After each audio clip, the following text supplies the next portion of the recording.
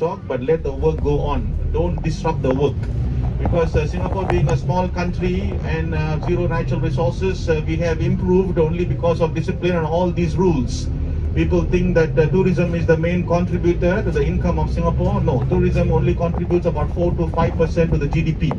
There is something called as manufacturing, which contributes roughly about 20% to the GDP.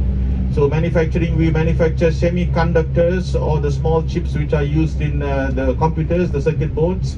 So that's a very big industry in Singapore. So more than 20% of the manufacturing industry is contributed to the GDP.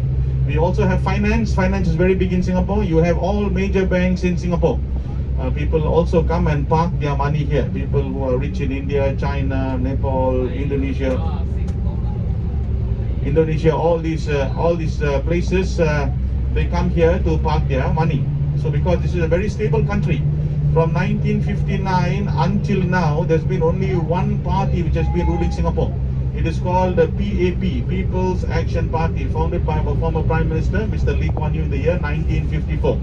There is opposition in Singapore, but we always re-elect the same party because they have done a lot for Singapore. Even in this year, in the year 2025, in the month of May, we had elections and we have re-elected the same party, PAP. So they're going to rule this country for another 5 more years. If you look at Singapore on the left and right, you will see a lot of greenery here. Very few countries in the world have greenery like this. Our human population is 6 million, but we have more than 7 million trees in Singapore now. We're going to become 8 million very soon by the year 2030. Ladies and gentlemen, all the trees what you're seeing along the way, they're all protected by the government. What do I mean by that? It's an offense to pluck flowers or fruits from any of the trees.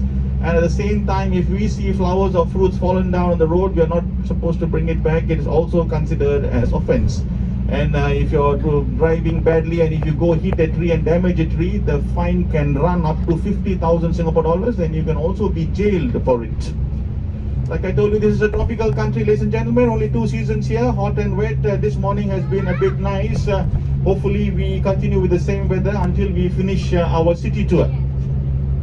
So this is our taxis, one of the taxis here. The companies, there are 5 different companies operating taxis in Singapore. Any car with a sign on taxi on top is of course a taxi. And like I told you, there's no hustling, bargaining or cheating in Singapore because everything here is fixed. So you don't have to worry when you're in Singapore. And for you all, very unfortunate that you're not spending much time here. After this tour, you will be heading to Malaysia. Before I continue further, ladies and gentlemen, we are going to finish roughly around 12:45, 12:30, 12:45. We will be going back to the hotel. There will be another bus. The bus is coming from Malaysia to bring you to Malaysia. So when you go up on the bus, ladies and gentlemen, when you're going out of Singapore, you will come across 2 checkpoints. One is the Singapore checkpoint, the second is the Malaysia checkpoint. When you come at the Singapore checkpoint, you don't have to bring down your bags. You just bring your passport down because you're exiting this country. The bags will all remain on the bus. The bus also has to go through the checkpoint. So the bus will go to the checkpoint and come and wait for you the other side. In the meantime, you will finish your checkpoint work and then come back to the same bus. Within 5 minutes after clearing Singapore immigration, you will come to the Malaysia immigration. It is just a bridge they have to cross. They will cross the bridge and you will arrive at the Malaysia immigration. When you arrive at Malaysia immigration, because you're entering a new country, you must bring down all your bags. Whether small, big, whatever bags you have, you must bring down all your bags. They will scan everything, and once they chop, you're straight heading to Kuala Lumpur. Roughly about 6 hours, depending on the traffic at the checkpoint.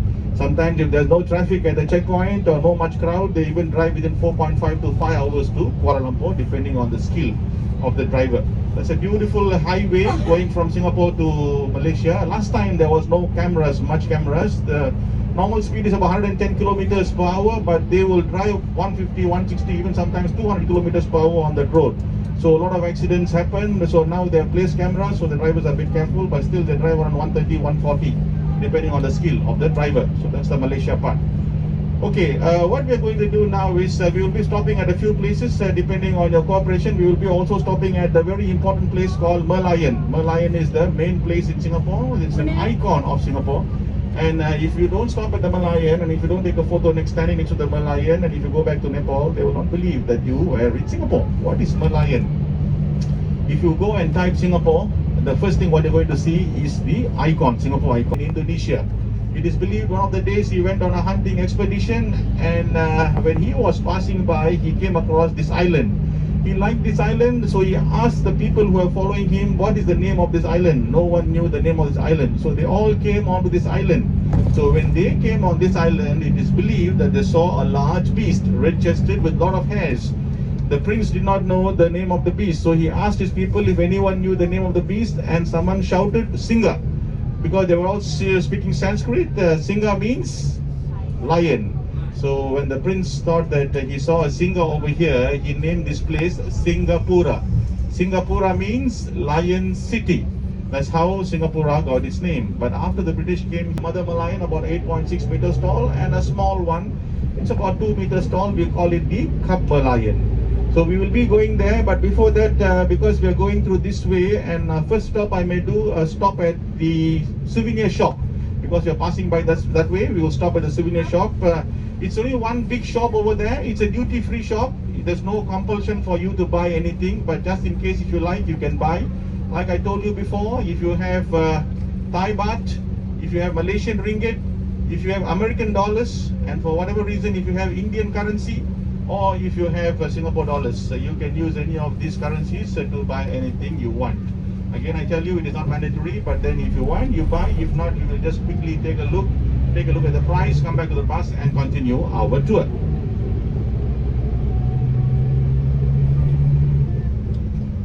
Just imagine, the British came to India, because I know you all know about India, right? The British came to India for other reasons.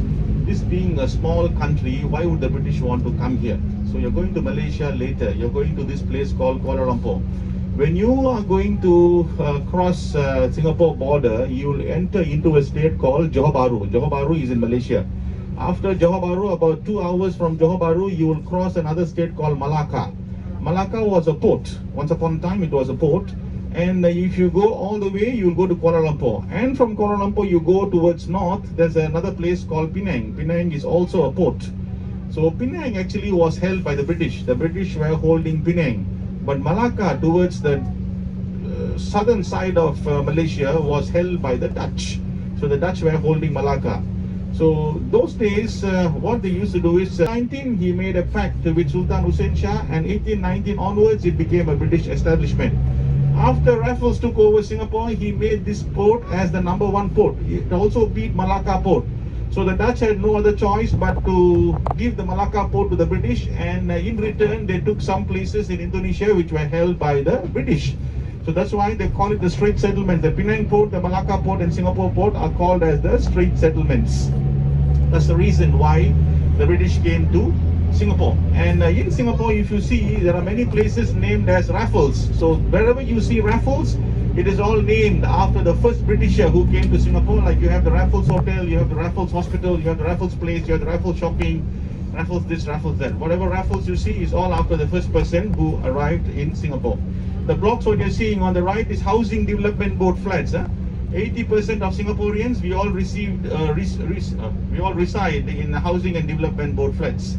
So this was started by our former Prime Minister, Mr. Lee Kuan Yew. And on your left, you're looking at also, you can come out and do other work, like if you want to do business, you want to study, you can do everything. But mostly after that, they will call you for reservice every year for 40 days.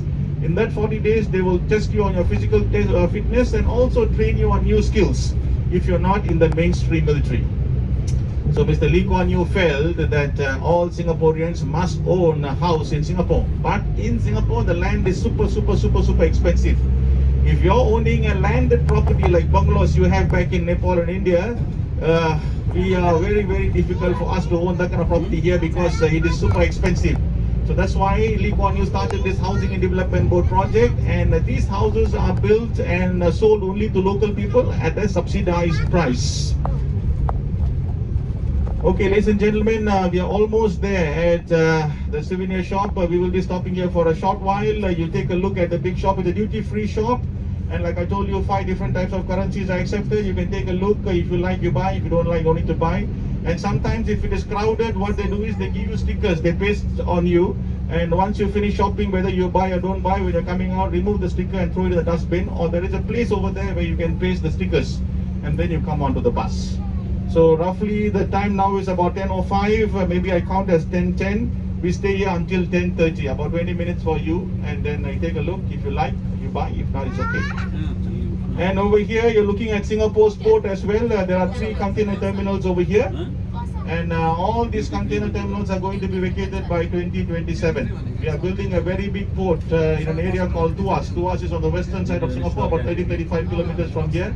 We are calling it the Tuas Mega Port.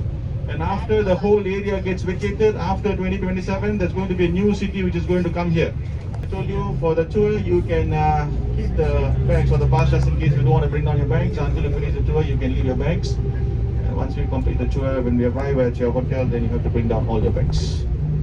Okay everyone, we are going to get down now roughly until 10:30 over here, and after that we continue over there. Thank you very much.